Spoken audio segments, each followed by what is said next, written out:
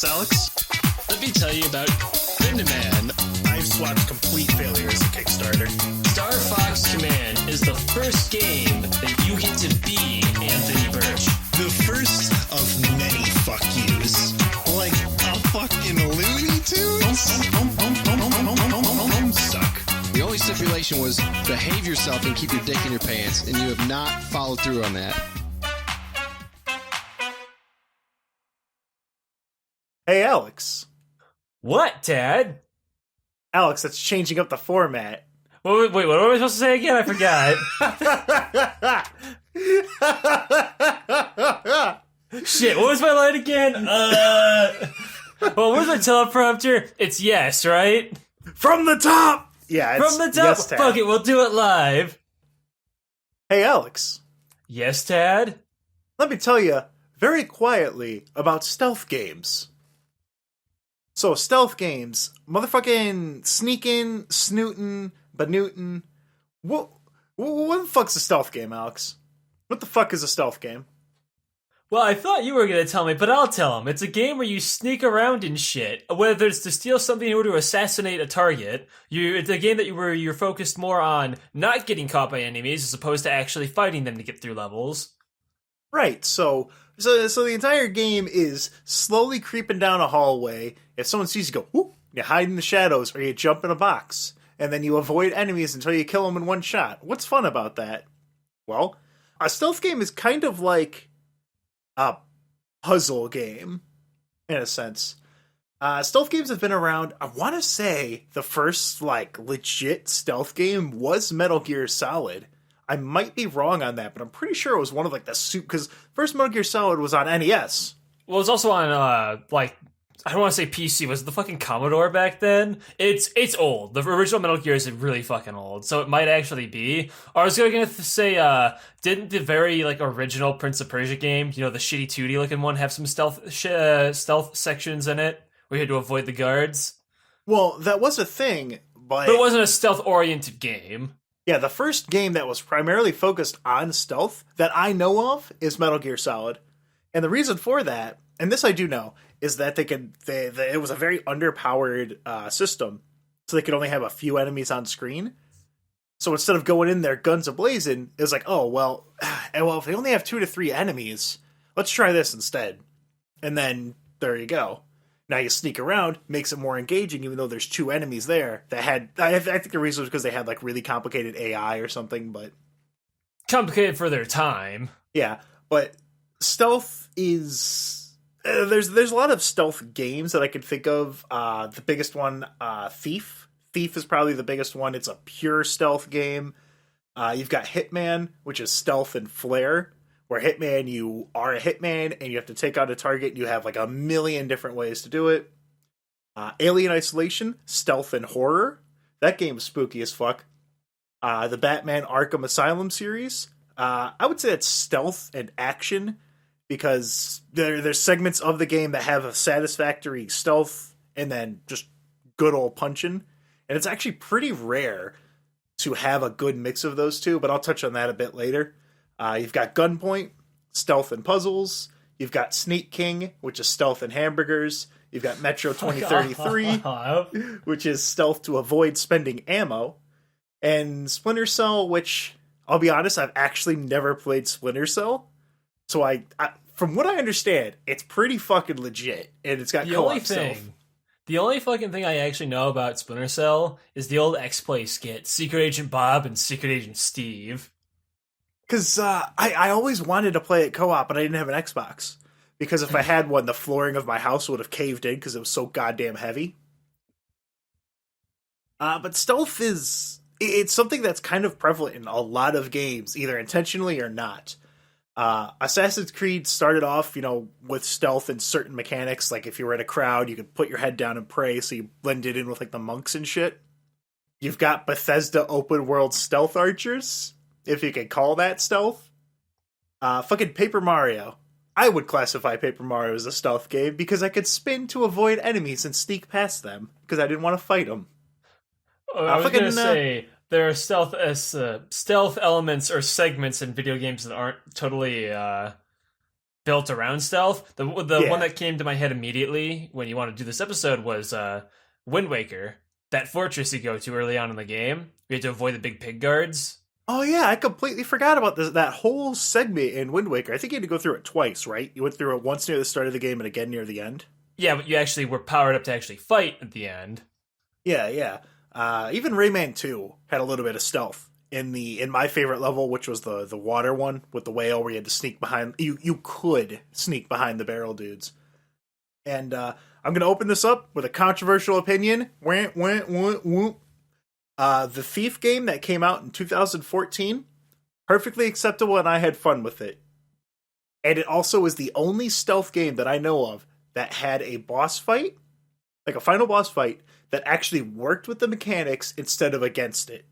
Which again, I'll talk about that in a bit. But the main meat and potatoes of this episode is Styx 1 and 2. Styx, Master of Shadows, and Styx, Shards of Darkness. And I want to talk about how this game is a pretty much kind of a good aggregator of a lot of stealth mechanics in games and how it really works for it. I bought this game. I bought the first one back in, I want to say it was 2015 or so. And the reason I bought it is that it's a stealth game where you play as a goblin. And also the hardest difficulty was called Goblin. So immediately I had to buy it. In these games, you are a physically weak goblin. The enemies are like elves, dark elves, dwarves, humans. Every enemy type is 2 times your size. I guess except the dwarves, they're about the same height. And they all have really big fucking weapons. And higher difficulties, if they find you, they'll just pick you up and stab you right in the chest and drop you, and you'll die in 1 hit. Or chunk you from range for a fuckload of health. So I got a question about that. Does he have like an attack at all? There's no straight up like attack button. Yeah, like but I assume you can attack with like your environment or something, like drop a chandelier on some fucker's head. Yeah. There's a combat mechanic in both of these games. I played on the hardest difficulty because I thought, it made it more fun for me because the guards were a little bit more aware. And like if I was seen by guards, I had to get the fuck out because they could throw shit at me. But there is a mechanic, but combat is a bad option for Styx. There's like I said, there's no press X to swing your dagger button. The only time you can use your weapon is a stealthy kill on an enemy from behind or in duels. And what dueling is something that's available on the lower difficulties on like easy and medium. That when you get into a fight with someone, I think it's also on hard. I don't know. I play a goblin because I'm kind of a badass. Oh, you're so cool, dude. Yeah, fun fact, I was recording gameplay to put over this one, but I sucked really hard at it, so I'm just not going to upload it. But you could duel people, where you would take out your dagger and like hop, like Assassin's Creed style almost, where they would swing and you would just counter and then slowly like hit them. Yeah. And even that wasn't really safe, because if a second guard comes over, he's just going to go, oh shit, and then stab you and you die. And it's also very loud. So you can do combat. It's a very bad idea, though, because you are very, very weak. But Styx has a whole bunch of other tools. In the first game, you could find them just on areas. You could find bolts. You could find glass jars. Things like that you could use to move guards around and shit. But he also has Amber. Amber's it's like a magic ability. And he has something that's incredibly useful, which I really, really liked, and it's like kind of his core mechanic, is the clone ability. What that is you make a clone that you can control, that it can't kill enemies because it doesn't have a weapon, but it can distract guards, activate switches, catch enemies' attention, and if they're chasing you, you make a clone, you hide in a dark corner, you send the clone out, they kill it, oh, we killed the goblin, and then it ends the alarm because they just killed you. Does this cost anything like mana, or like can you do it like once a mission or what? It's it takes about 1/4 of your amber to use, and if you kill it yourself, like if you gain control of it, like kill it, you get that amber back. So what you can do is you could send it out, and if you're really low on amber, because you can only refill it by drinking, it doesn't even refill at the end of a mission. You have to drink like a vial of amber, which are really, really rare, or you can craft them in the second game, but you have to expend this pretty precious material to do so. All right. And, I was trying to see if it was just a get out of jail free card if you just make the clone. I mean, if you plan it ahead of time, it pretty much is. But I'm going to go into some of the more, like I said, I'm going to go over kind of like the general mechanics and how they all work together. Enemies have 3 stages of detection. If an enemy is starting to become aware of you, they'll have a little white bar. Yellow, they heard something or they saw a glimpse of you, and they're going to check it out to see and make like, oh, was that? Oh, there was something over here. What was that noise? What was that noise? Yeah, orange is where they're like, okay, I just saw someone. Where the fuck did they go? And they will go over and they'll actually search the area. And if another guard comes by, they will let the guard know that, hey, I just saw something. What they'll do is they'll look over ledges, or they will look at hiding spots, or they'll look underneath tables. All the areas that you can hide in, they will look in there because they're actively searching for you. If it's red, that means that they know you're there. They know for a fact.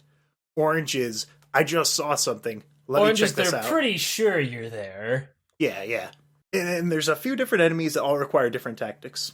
Elves and humans are normal. They can see and hear you, just if you're, they can see and hear you. I think elves can see a little bit better in darkness.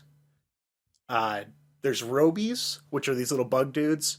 They can't see. They're blind, but they have really good hearing. And so what you have to do with them is you have to, if you're crouched, you make less noise when you walk. But with a robie, if you're walking at full speed, they'll hear you. And then if you keep going, they're like, oh, there's something over here, and then chase you down. With the robies, you can't just sneak past an enemy. You have to be conscious of the enemy being able to see you. Your surroundings. Yeah, you have to be conscious of the enemy being able to see you, or if the robie can hear you. There's 2 different types of robies. There's the normal ones that have armor, so the only way to kill them is to jump on them. Like, you can walk up to them as long as they're not actively looking for you, and just jump on their back and then stab them in the butt a bunch. That's also very, very loud. So you're not able to do that if there's a guard right there. And then there's brood robies, which you can actually kill from a distance by shooting a bolt at them.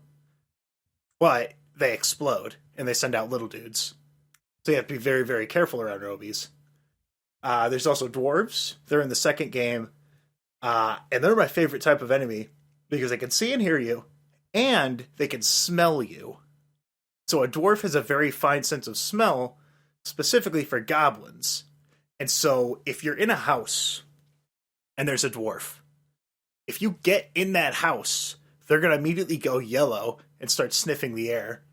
And if you stay where you are, they're going to slowly home in on your position.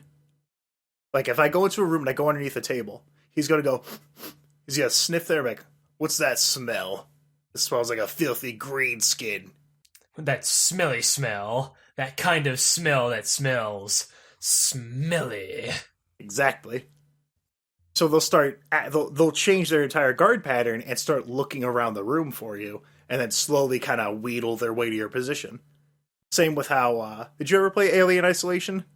No, I never did, actually. The xenomorph in Alien Isolation, if you stay hidden in one spot too long, it will eventually home in on you. So you can't, like, sit there and take a breather, because that fucker will find you. And then the other things, there's about 2 other kind of normal NPC mechanics. There's ogres that are hostile to both you and enemies. And then there's just normal goblins. Just normal, dumb, stupid goblins. What they could do is, there's like a fuckload of them. And when you let them out, you could just sneak in the middle of those goblins. They won't notice you. And you can also just, like, release them as a distraction, because they go fucking everywhere.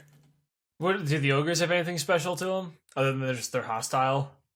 They're just big ogres, and if anyone sees them, they'll try and attack them. And the ogre can also very easily kill any type of NPC.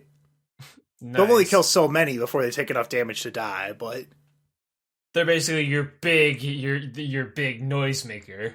Yep. And if there's an ogre in front of them, you can easily sneak behind, because the ogre's not going to chase you or give a fuck. Like, he's going to see you, and if you get near him, he's going to stomp you. But if there's a bunch of elves stabbing them, you could just run right behind those elves at full speed, because their attention is fully focused on that dude. You've got a lot of different tools. The crossbow bolt is one of the more useful ones. You can use it to just straight up murk motherfuckers. You can use it to shoot alarm bells, to drop the bell and make a lot of noise. You can use it to There's one other use. Drop chandeliers by shooting the levers. There's acid traps. There are these very small little traps, and you have to put them in the path that a guard is taking so they can walk on it, they'll die instantly, and the corpse will be destroyed. But you really have to plan it because it's not big enough to just like throw down and run away because they're just going to walk around it. They have to not know it's there. There's an acid solution that you can use to dissolve corpses. There's a cocoon that you can throw to spawn a clone at a distance. And then different daggers, different outfits that, have whatever abilities and shit. Now, I actually have another question. So, you said you have all these different outfits and different daggers that do different things. So maybe thinking, if you have all these different choices, do you have a bunch of different approaches, different paths you can take to kill your target or steal whatever you want? Yes, some of them. For example, one of the things that I did, there was a side quest that I found. I did it, and I got a sacrificial dagger. And what this dagger does is that it's incredibly sharp, and it's so sharp that if you kill someone while they're on the ground, because there's kill where you just jump on someone and then you cut their throat and then they drop to the ground. They shout like goblin, and then die. Or there's a muffled kill, which you have to hold the button, and it takes like 3 seconds for you to hold their mouth shut while you kill them.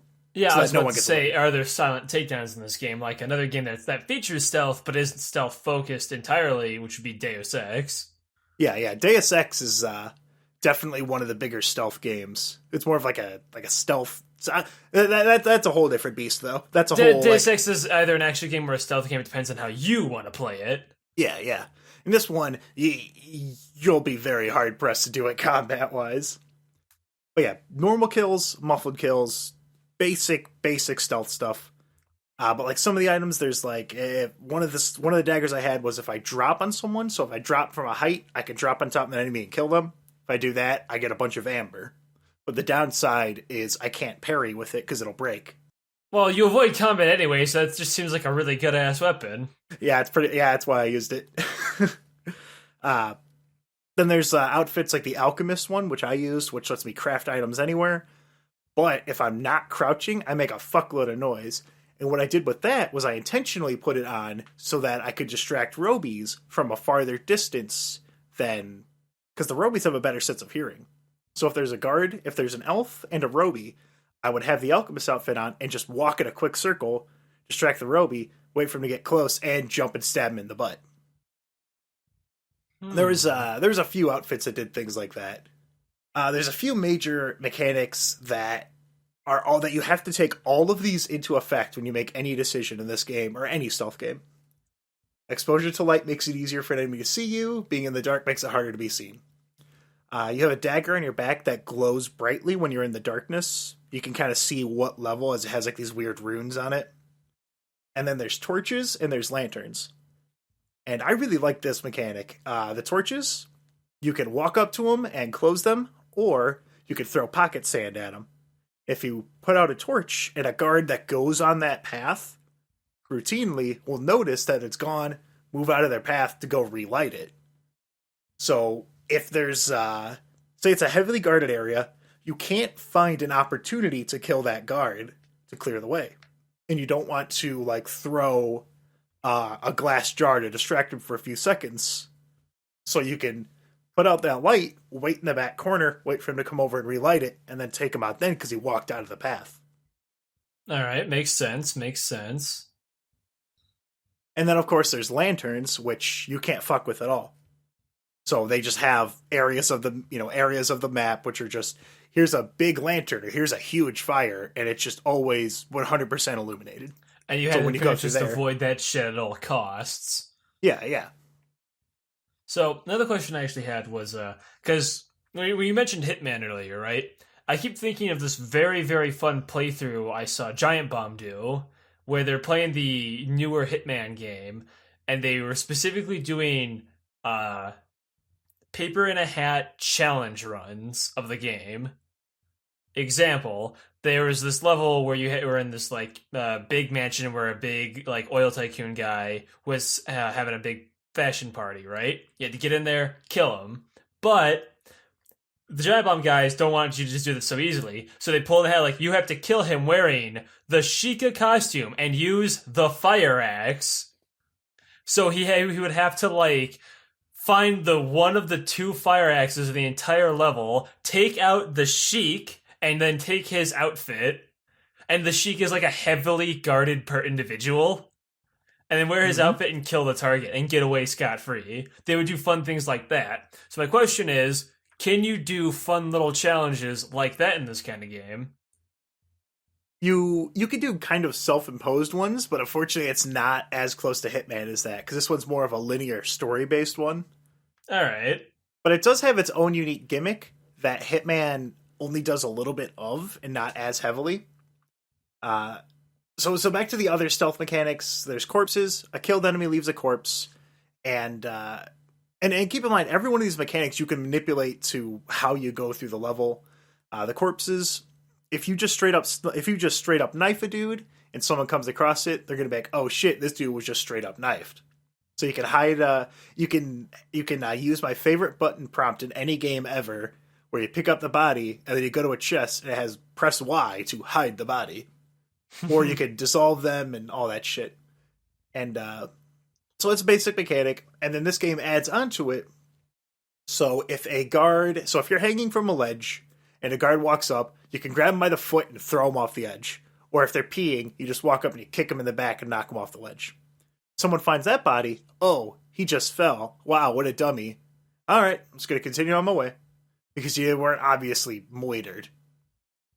And you could do this with, if you drop a chandelier or anything like that. So what you can also do with bodies is do what I did, where I took a corpse and there was a heavily, heavily guarded area. I was out of my glass bottles. So I'm like, okay, all right, how can I get their attention? Now, I could make a clone, go down there and whistle, but then that's too easy. So what I did is I went and grabbed a corpse. But that's too easy. Yep, so I went and grabbed a corpse from earlier. And I went to an overhanging ledge over them, and I dropped the corpse, and then it ragdolled its way down into a bunch of, vases, and then every goddamn guard in there ran over to check out that body, but because I killed him from dropping a chandelier on him, like, oh, no, it's perfectly normal dead body. Oh, alright, what was that noise? Guess it was nothing. Guess it was just a corpse.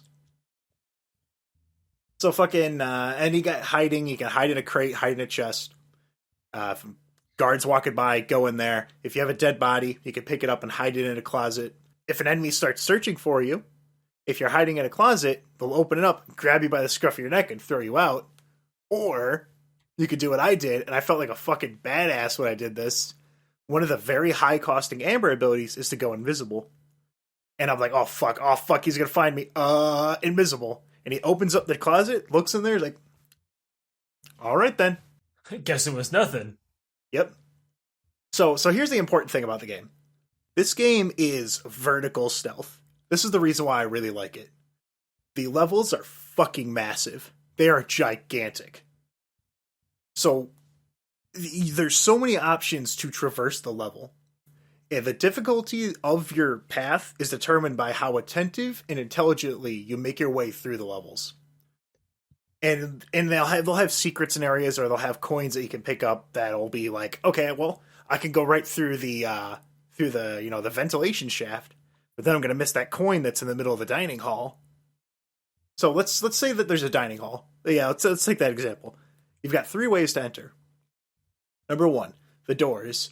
The doors in this game, you can peek through the lock, or you can open it where you turn a key, and then you turn it, and then 1 second later, it slowly creaks open, and any guards that are nearby that are close enough will be distracted by it, like, oh, what the fuck? So you can't just open a door while being chased, because you have to wait for like a second and a half for it to open.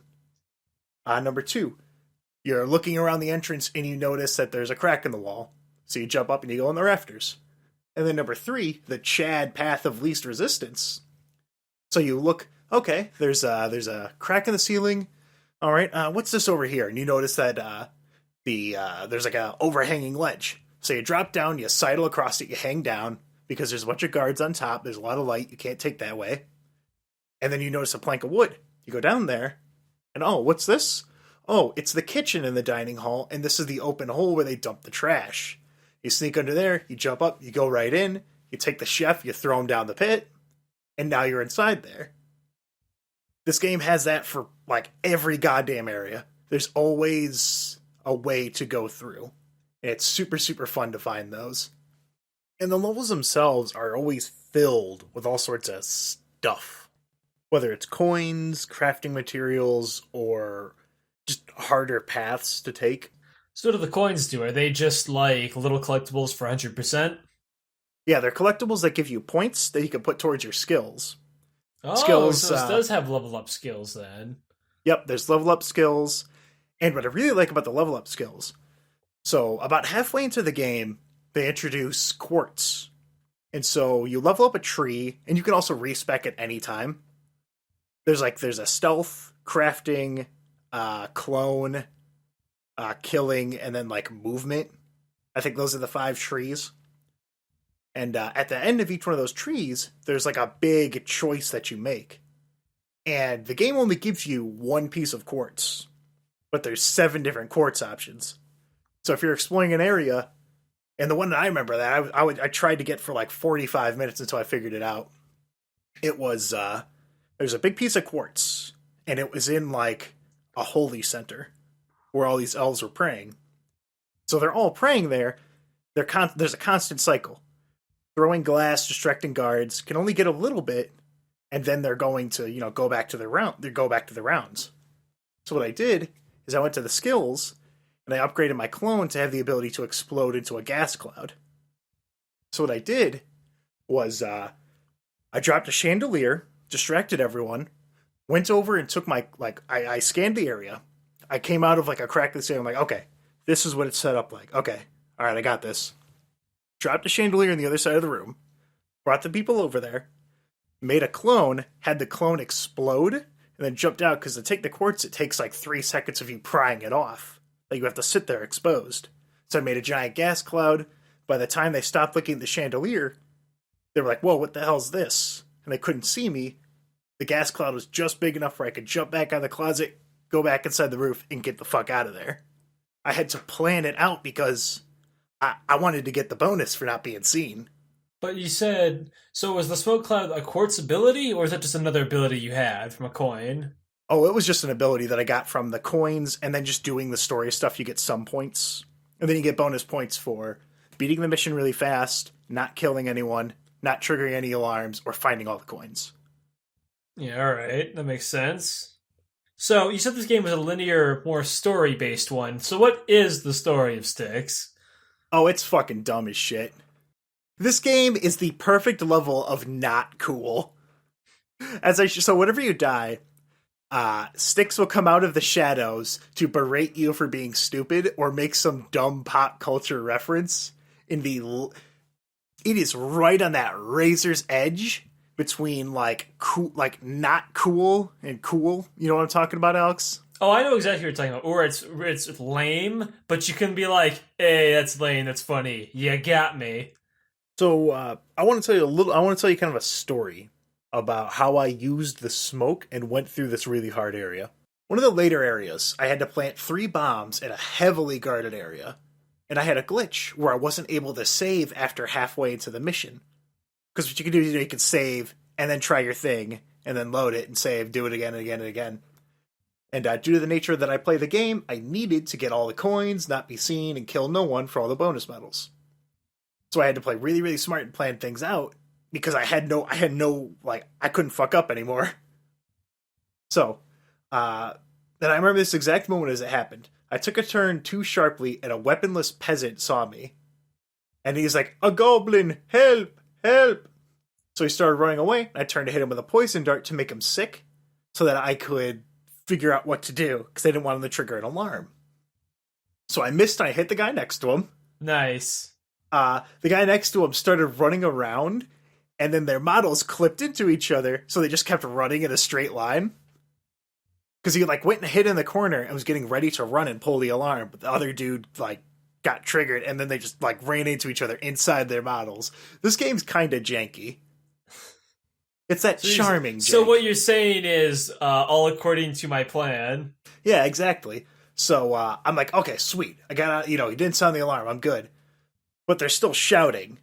And so that alerted about 7 different guards, because I see the lights show up like orange on my screen. I'm like, oh, fuck, shit. So I went and I'm like, okay, I'm going to jump underneath these stairs and go around to the other side. And so I see the guards. I could see, because you're a goblin, you can hide under the tables, you can hide under, sewer grates, stuff like that. And, if they're searching for me, they're going to get down and, like, look in there. But there's still guards there, so I'm like, I'm not going to leave this area. It's gonna be swarmed. So I head out the other exit, and I get out, I'm like, okay, deeper into the tunnel, I'm good. Then I look to my left, and I see the ogre that I released about 4 minutes ago and completely forgot about. And I saw 2 more guards coming through. So I'm like, oh, fuck. And I took a cocoon egg and threw it on the other side of the ogre as he was coming to me. And I had a power let me resurrect where my clone was.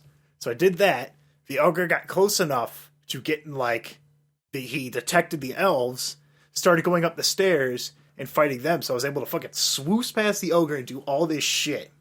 So I could finally get out of there. And the ogre killed them, but I didn't. So I kept the stuff. So this whole thing was like a 5-minute, fucking, my heart was going crazy. I'm like, shit. Because I was 2 coins away from finishing it, getting gold and everything. I was feeling myself. I was feeling a god alike as I managed to get away from all this shit and keep all of my medals. It was fucking awesome. I loved it. And anyway, then I took a turn too sharp and walked into a guard who skewered me immediately, so I had to do it again anyway. Oh, well, I was going to say that satisfaction is what makes stealth games so great, or even just stealth segments. Because I actually have a very similar little thing, not nearly as long and cool, but, so, Ted, you ever play Team Fortress 2? Never heard of it. Well, it's a pretty obscure game, and, I hate the map 2 Fort a lot. I think everyone does. So when I ever play 2 Fort, for whatever reason, I don't actually play 2 Fort. What I do is I get Cloak and Dagger Spy, and I sneak through the enemy base and give myself 1 point for every sniper I backstab, and another point if I actually make it out alive. So what I have to do is I have to crouch walk, get more effective meter usage, all the way through the base, not bump into anybody because it's 2 Fort, people are just everywhere all the time, and I have to get those goddamn snipers. If I do it all undetected, I get a bonus point. Yeah, I mean, the stealth in Team Fortress 2, the spy is just, he's a fucking stealth character in a first-person shooter. It's great. Yeah, but imagine playing a stealth game where the enemy AI just feels like turning around for no reason. The spy has had a hard life in Team Fortress 2. You could do absolutely everything correctly as a spy, but I just decide to turn around for no reason, and you're fucked. They even added a new mechanic somewhat recently, where when you spawn, you'll see outlines of your team. And if I see Juan Hernandez 2008, the scout, sitting in a corner not doing anything, I'm going to home in there and holiday punch that spy to death. He did nothing wrong. I just happened to respawn and look at my screen. Wait, spies show up for that? Yep. Good job, wow, Valve. That's shit. The thing that makes these games stand out is you have to have variety in a stealth game where things just kind of get boring. And stick some levels where outside during the daytime, if it was during the daytime, your hiding spots are drastically reduced. Even in a house, there's sunlight coming in, so the only safe place would be in a closet or under a table. You can't hide. How short are these fucking tables? When I walk into my house, I can see under my goddamn table. Everyone in this game is very tall compared to you. I think they just have really tiny tables. Okay, but do they have tables that have tablecloths over them, or are they just raw tables? Nope, just basic ass raw tables. This game's a little bit janky. Okay. But yeah, and sometimes variety doesn't work very well in stealth games. And this is where the divide between a good stealth game and a bad stealth game comes in. So the first game, the final boss, and every boss in both of these games really fucking sucks. Because they suffer from the number one thing, which is being a boss in a fucking stealth game. So the final boss fight in the first game is you are fighting the final boss. You just sneak up to him while he's just throwing projectiles at you, and then you do the duel thing, which, if you're a godlike goblin player like me, you never practice once in your entire fucking life, so you just get shredded about 28 times because you don't know what to do because there's no tutorial. And fucking, in the second game, there was 2 boss fights, and the first one... So, the first one was really disappointing to me because it's like, oh, there's this giant enemy that is shooting a bunch of shit at me, and the game put me behind a whole bunch of rocks and cover. Okay, sweet. I have to, like, lose it in between all these rocks and use this cover. Nope, it just automatically 100% of the time has you tracked. So I'm like, oh, okay, I gotta use my clones. That's right. I gotta use the clone. Nope, if I switch my clone, they immediately switch that one, kill it, and then it goes back to me. So it was just waiting behind a rock. Okay, they're done attacking. Let me jump. Oh, I took half my health and damage because I couldn't avoid it. Let me take a quickie sippy. All right, and then we'll just break it was the shittiest. The final boss is the exact same. Stop goddamn doing bosses in stealth games. It doesn't work. Unless you're the new Thief game. But Deus Ex also had this problem too, now that I think about it. Yeah, but they did fix it with the Super Duper Mega Turbo Edition HD remix. Yeah, they added like I want to say it was you could like activate turrets and shit by like sneaking through the vents and going to an area or something. See, the thing is that I don't actually know how you could stealth past the bosses in the remake or the reimagining, the Super HD Turbo remix, because I played the original and that was it. Oh, by the way, actually, I have a little Deus Ex story because you just reminded me. So you played the first Deus Ex, the new Deus Ex with Adam Jensen, the first one, not Mankind Divided. It was Human Revolution. That's it. Yeah, Adam JC The Rock Johnson Denton, because we couldn't remember his goddamn name. Jensen, yeah. So you played that one, right? Mm-hmm. So remember the one boss, what was the third one? It's the guy you fight him in that room full of like flexing muscle statues. Yeah. I know that guy. So the game offers you a choice, like, I don't know, 60% of the way into it. I guess 60% of the main story into it, where it's like, hey, all these augmented people got to get this chip implanted into their head. You know that that's obviously a bad idea, but I wanted to see what would happen anyway, so I took the chip. And during the fight, the evil lady's like, yeah, you took the chip, didn't you? Well, check this out. Pushes the button, your vision goes all like staticky, right? So the boss fight then begins, and I had in my GameStop copy that I didn't pre-order, the pre-order code was left inside, so I had a grenade launcher since the start of the game. So immediately my vision goes blurry. It's like, have fun, Jensen. I'm just, oh shit! And I just start firing the grenade launcher forward. Like, the guy didn't even pick up his gun. He just did the animation where he steps down, like reaches down, and then it froze for a second, and then loaded the FMV of him like dying by falling through the glass. Didn't stand a chance. And that's how you just out-stealth the fuck out of him. I outskilled him so hard. But the Thief game, a lot of people did not like it. I only played a little bit of the original Thief games, so I'm sure they did some really dumb shit, but it has the only boss in a stealth game that I really liked. So the final boss is it would teleport around the room and explode in this bright light. And you had a bunch of things that you could hide behind. And if you were in the light, it hurt a massive amount.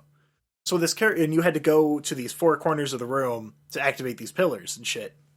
So what you would do is that this thing would just teleport and then slowly bright, like just really, really bright, whomp, pop.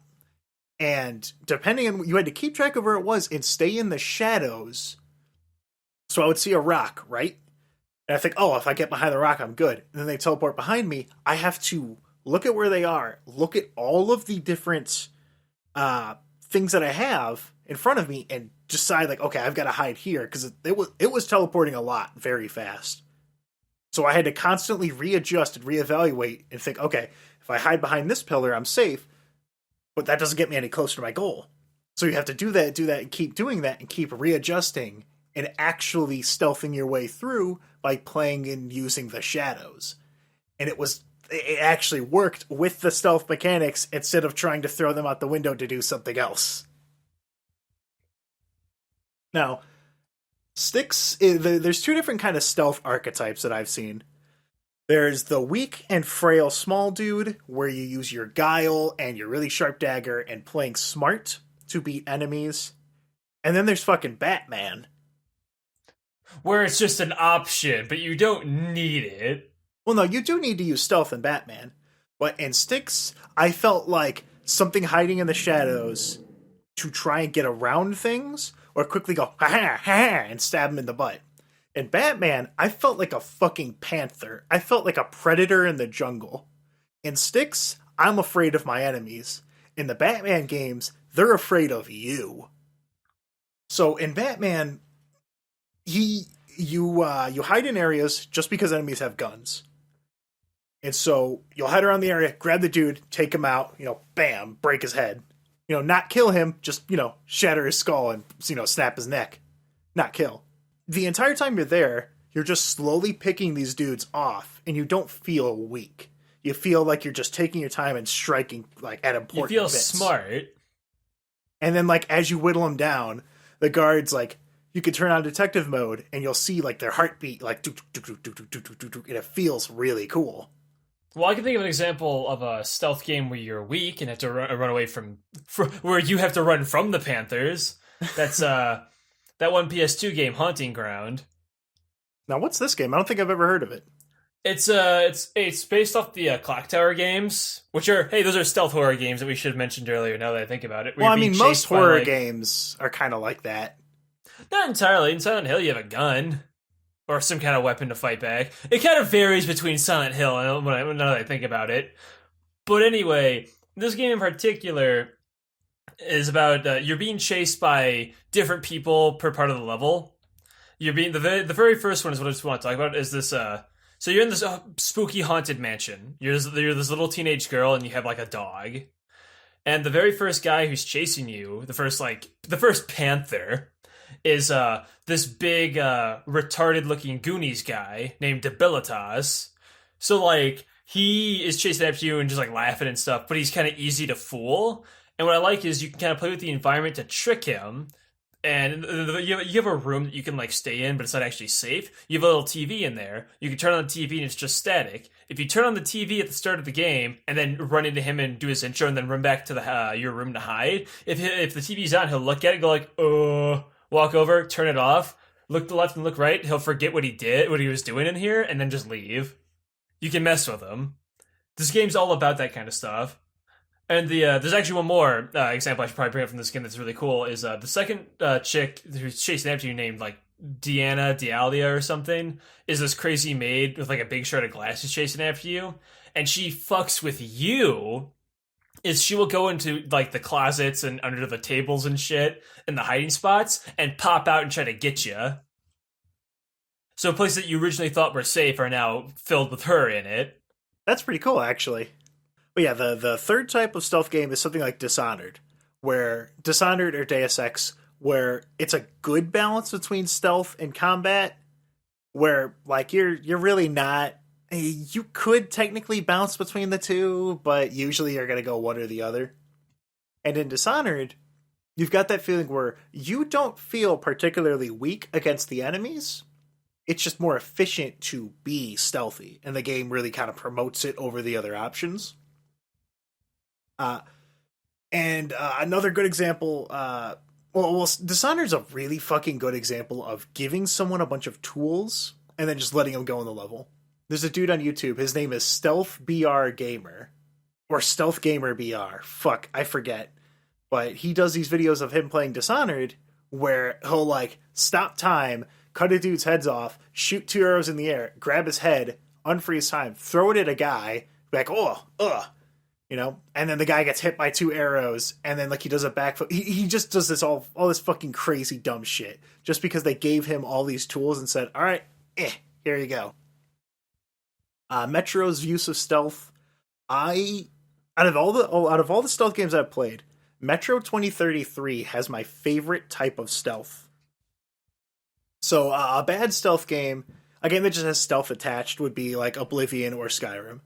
Where you just crouch and you're just invisible now. Yeah, you just crouch and then you hit someone with an arrow and then they go, huh? Must have been the wind. and you just do that. You know, that's as deep as the stealth mechanics go. Are you in the light? Okay, then you're seen. If you're not in the light, then you're not seen. Fucking how Metro did it. So Metro 2033, the entire world is in this in the Metro, the Metro system with the subway trains in Russia. There's a big nuclear war. Everything, all the shit's fucked. And so in Metro, bullets are currency. So you want to use as few nice bullets as possible. Which, by the way, I love that setting. That's such a cool idea. Yeah, and so when you're up against a lot of human enemies, it's much more efficient to just go ping with one shot using a real bullet to take them out. But if you want to save that, you have to play more stealth-like. And so there's only a few segments in which there are a lot of human enemies that you're encouraged to stealth past. The option's always there, and it's usually pretty good to either distract them so you can go past without spending any money or anything like that. But there's one specific area. It's relatively early into the game. What happens is if they see you, they go on alarm, and they do not get off of it, which makes sense because they just saw a dude. They saw you. They're going to stay on high alert. The problem that they have is that if you're detected at all, or you like, if you fucking crinkle some cans, they immediately know where you are. Say. Yeah. So I have a little story, if I may interrupt. When I was playing Metro 2033, the first one, I didn't play the sequel. I remember I was sneaking into, I think it was the Nazi fort in the subways, and I was alone, like at the start of the level, and I'm at a wall, and I was thinking to myself, is there a difference between left and right click with the knife? Let's find out now that in a safe location. So I chip the wall. It makes a tink sound, and the alarms start blaring. You hear the guards like shouting in German, and I'm like, okay, this game fucking sucks. Like, come the fuck on. Like, come on, man, fuck you. Anyway, it's the opposite of what was that noise. It's just at you. What was that noise? Scramble! Scramble! Where is he? Where is that little fuck? Man your stations! Red alert! Take cover! They just go immediately. Yeah. And I really like that they don't go off guard, because if your job is to fucking be here and guard this area, you're not going to be like, oh, well, that was probably I guess nothing. it was nothing. The way that I would do it, so there's a worried gauge. Because if you just have it instantly, binary, that can be kind of unfun. So what I would do is if you do trigger an alarm, like a very inconspicuous alarm, if you step on a fucking bear trap and you go like, fuck, like they're going to know you're there and they're going to go on maximum alert. Then after some time, they'll stop scrambling, but they will keep extra people at the exits, like the common exits, like the doors. So you still have the option of like going through the vent or something like that. It's going to be a little bit harder to get to, but they're not going to stop being on guard because they just saw you or you were just alerted. But if it's something like you chink the wall, but it was actually close enough for a guard to hear, he goes over and checks it out, doesn't see anything. Reasonable doubt, probably nothing.